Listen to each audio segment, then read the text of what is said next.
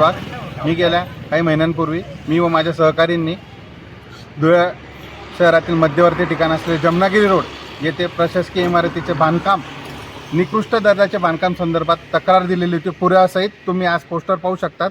तिथं आम्ही सदरू हे फोटो निकृष्ट कामकाजाबाबतचे फोटो देखील इथं लावलेले आहेत। तरी सदरू शासन निधी एकूण 30 करोड 79 लाखाचा कंत्राट होता, म्हणजे सदर 31 करोडचा हा कॉन्ट्रॅक्ट होता।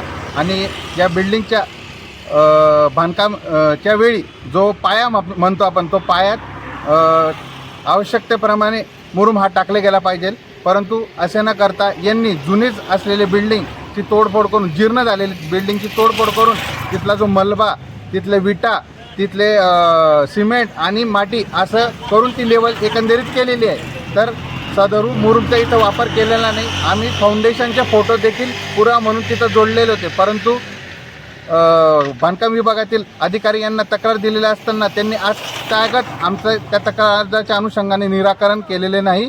तसेच आम्ही वेळोवेळी पाठपुरावा केलेला असताना आम्हाला केवळ हायगाईचे उत्तर संबंधित अधिकाऱ्यांकडून देण्यात आलेले आहे। आमची मागणी अशी होती की आपण गुणवत्ता तपासणी करता तिथं सदरू यंत्रणा आमच्यासमोर पत्रकार बांधव आणि तिथले एक्सपर्ट यांच्यासमोर तिथला पाया, थोड्या प्रमाणातला जो पाया खंदून तिथं खरंच काय वापरले गेलेलं आहे याची शहानिशा करणं त्यांचं कर्तव्य होतं, परंतु त्यांनी तसं अद्याप काही केलेलं नाही।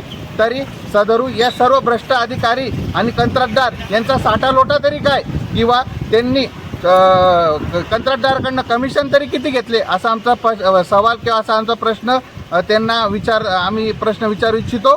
तसेच आमचं असं म्हणणं आहे की सदरू या अधिकाऱ्यांच्या कार्यकाळात झालेली एकूण निविदा यांची सर्वांची सखोल तपासणी झाली झाली गेली पाहिजे, कारण की एकंदरीत असं आहे की सर्वच कंत्राटमध्ये त्यांनी अशा प्रकारचा भ्रष्टाचार करून आणला आहे काय। आणि आमचं असं देखील शासनाला एक आव्हान असेल की सदरू या कंत्राटशी संबंधित असणारे अधिकारी अल पवार, RR पाटील तसेच जालटे यांची एकूण तुम्ही बेहिशोबी मालमत्ता याची तपासणी करावी, ते पण मूळ गावापासून तर त्यांच्या सासरवाडापर्यंत।